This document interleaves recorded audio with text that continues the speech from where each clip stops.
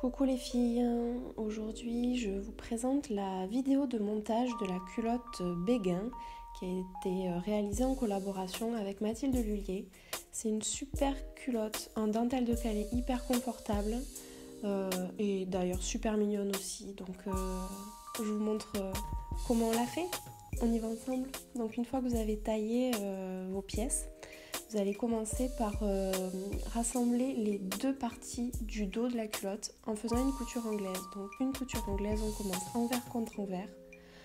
On fait une piqûre à 0,5 cm du bord au point droit. Et ensuite, vous pouvez retailler un peu plus proche de votre couture parce qu'ensuite, vous allez retourner votre ouvrage endroit contre endroit et faire une deuxième piqûre toujours à 0,5 cm du bord et toujours au point droit. Ensuite, vous vous retrouvez avec un petit bourrelet sur l'envers de la culotte et ce bourrelet, vous allez le maintenir par une piqûre de bascule. Alors, usuellement, on met vers le côté gauche et vous allez faire une dernière piqûre au point droit, le plus proche possible du bord du bourrelet pour pouvoir vraiment bien le maintenir. Une fois que c'est fait, on va monter le gousset. Donc pour monter le gousset, on peut commencer par le dos ou par le devant, ça n'a pas d'incidence parce que les deux coutures vont être invisibles. Donc vous commencez par poser endroit contre endroit le tissu et l'entrejambe tissu et vous épinglez. Ensuite, il va falloir poser l'endroit de la doublure entrejambe contre l'envers du tissu. En fait, le dos, là, sur cette vidéo, le dos est pris en sandwich entre le gousset doublure et le gousset dentelle. Vous épinglez bien le tout et vous faites une couture au point droit à 0,7 cm du bord. Ensuite, vous allez épingler endroit contre endroit le tissu entrejambe au tissu devant. Donc on épingle bien pour bien maintenir. Et ensuite, vous allez faire une vrille pour que l'endroit de la doublure soit contre l'envers du tissu devant. Il faut venir mettre, prendre en sandwich la dentelle devant entre le gousset doublure et le gousset tissu.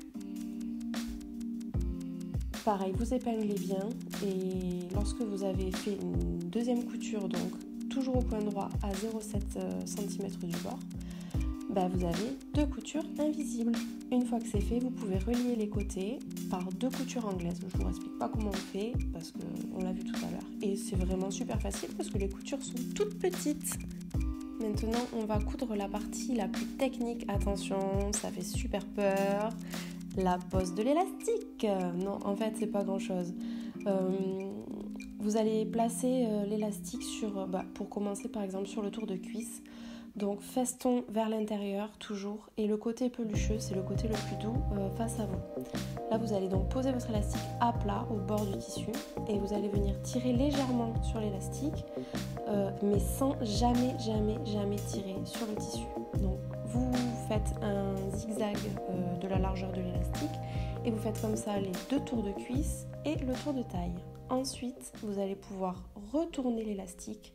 Donc le côté pelucheux, il va se retrouver contre votre peau en fait. Donc c'est le côté le plus doux. Et vous allez faire à nouveau un zigzag de la largeur de l'élastique, donc environ 4 mm. Et vous allez repasser en fait sur votre couture pour plaquer la dentelle sur l'élastique. Là, vous pouvez tirer légèrement la dentelle avec l'élastique pour que ça soit le plus plat possible.